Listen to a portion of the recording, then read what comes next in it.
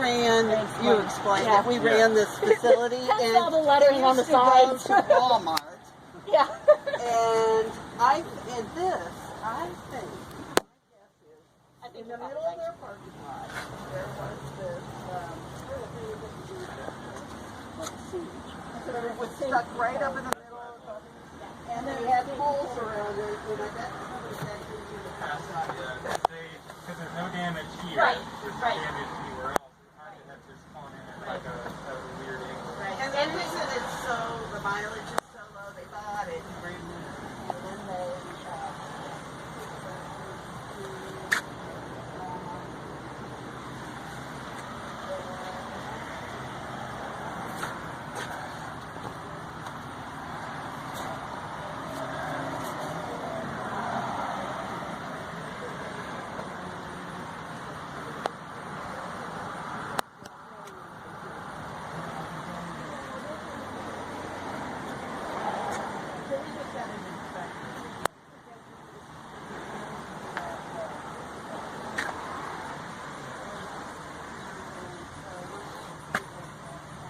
This will have to be resealed, but if you're going to repaint it, that's okay.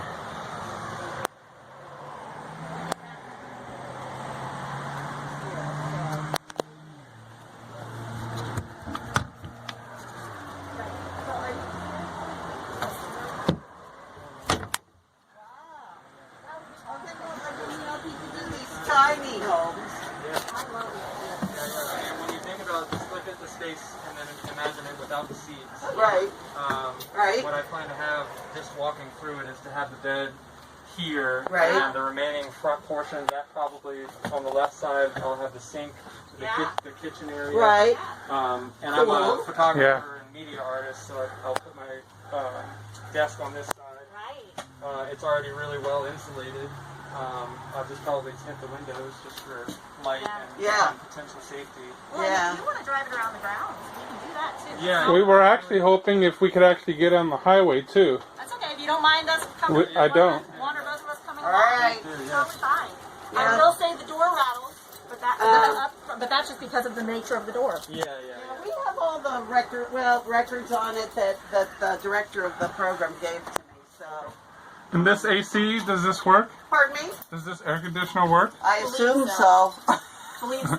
I mean, we literally. I don't know if it has the car has to be running for it to. So I don't know how it's here's the thing: we closed the facility, and the director there knew all about it, but she, we closed it, so she doesn't work for us anymore. And we went and picked it up and brought it over to the main office, and it's been sitting here all since last September. Yeah, but we've been driving it. We take it out and drive it around to put gas in it and And whatever. wait to the local. Yeah. Yeah, so, but, that's what we've done with it. And we just have been so busy with so many other things that we can get around. No, I understand. And finally, the sisters over here.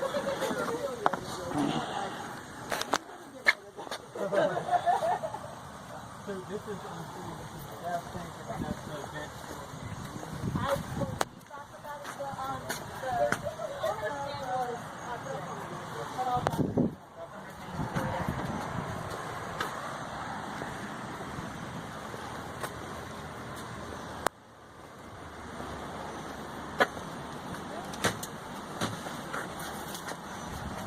Does that open up there? Yep, and it's about this deep. Oh, okay.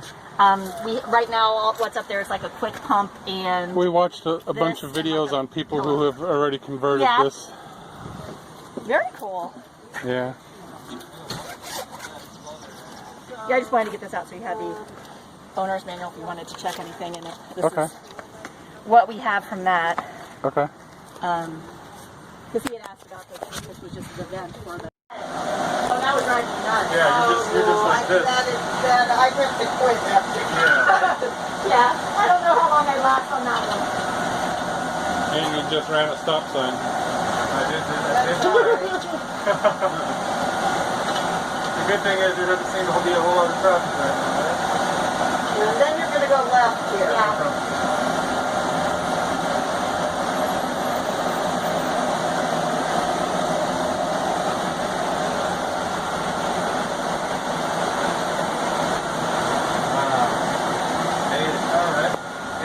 The wind turn radius is pretty good too. Yeah. And this is just going to take you down to the bottom of the property. There's a big parking lot. You're just going to keep veering around to your left. Okay. Yeah, you'll see another van.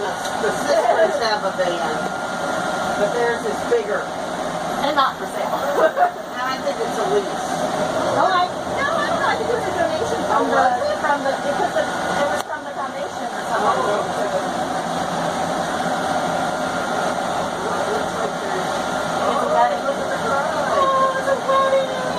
Yeah, I think we saw them out front as we were coming in.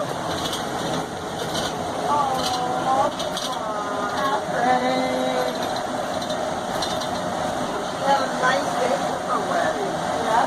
And then you go past the other bus behind it, or wherever, then You're just up to your left and take you back up where we were. Okay.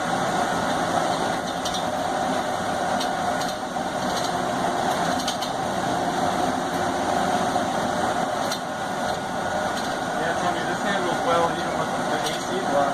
Yeah.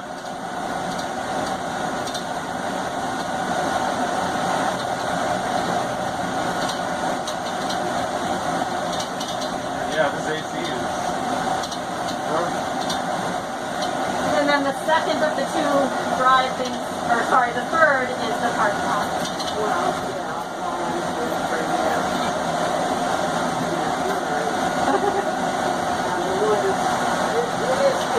It is. When after you park, Josh, just leave it running and pop the hood. I want to make sure nothing's leaking or overheating.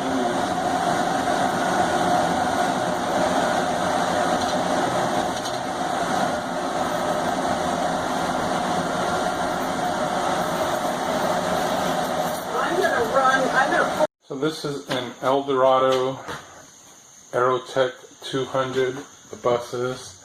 It's a 2005 that we are converting to a livable space. And in the back, there used to be seats in here. We tore them out, but in the back is a heater that we're going to have to remove.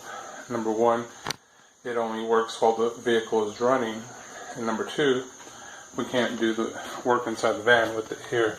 But on the side, underneath this case are coolant hoses that run all the way, the lines end up running all the way to the radiator. But what we discovered is that there's actually valves underneath, and I'll show you where they are, so in case you guys are trying to remove this thing, you'll know how. So on the underneath side, you're going to see these are the radiator hoses coming through the floor. On the other side, it's connected to that heater. And these hoses, they wrap all the way around. They go up over the gas tank, and then for some reason, they come back to the other side, and I'll show you where that terminates. So this is where those lines, they come back over to the left side of the vehicle, and there are these shut-off valves. And I've already shut them off, and I'm disconnecting the hoses here, and then we're going to take this piece out. I'm going to go to the hardware or auto parts store and find a bolt that will fit in here to block it off, and we'll keep the valves off. This is actually a pretty good feature that they put into the bus in case the heater sprung a leak in the cabin or something. You got passengers back there. You could just reach here underneath the bus and shut it off. And I'll show you exactly where this is.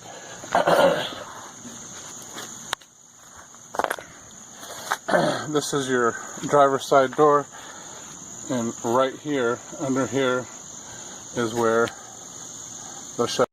Alright, so this is the piece here that we took out of the valve from the heater, and instead of just capping it off with another piece of hose or something, we went over to Home Depot and we bought these 1/2-inch plugs. And so essentially that's going to fit right into the valve. And I bought some high temp gasket maker that I'm going to put on the threads here because we are still dealing with engine coolant, and engine coolant gets pretty hot. So let's get going. This is day 2 really, right? Yeah, so. Day 2, and Josh has started tearing out all of the interior walls so we could insulate and put up real walls. Pretty big mess right now. We discovered that this side window that it's poorly sealed down at the bottom, and some water got in somehow, and so we tore out this paneling so that way we could dry it and reseal it. However, we're thinking of just making a different insert here rather than the cheap plastic or vinyl that was in there.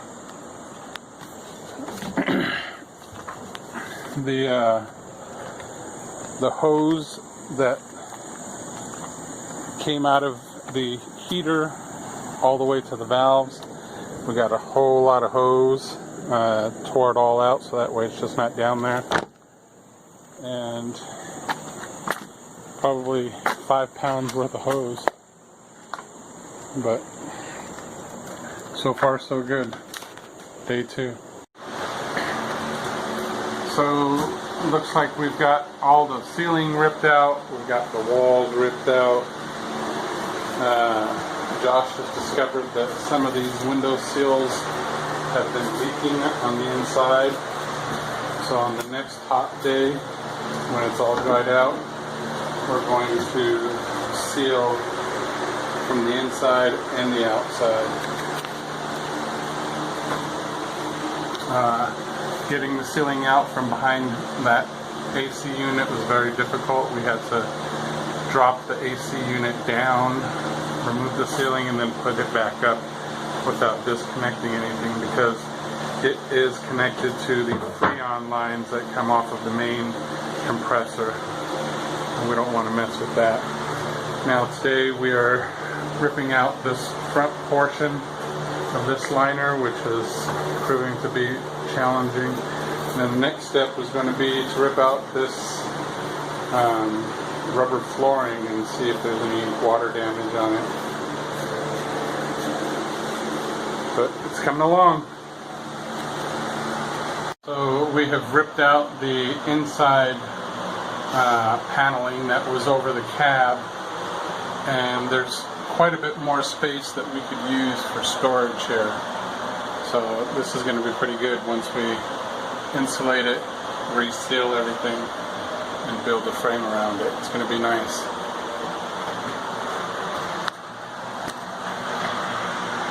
Don't get me in.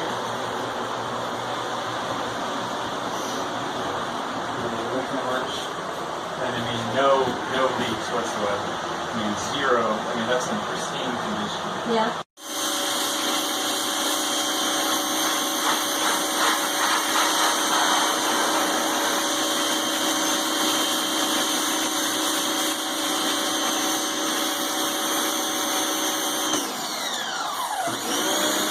So we're power washing the bus today. As you can see, we've got half of the top done. It'll all look nice and clean once we're done. But this dirt is very attached to the vehicle.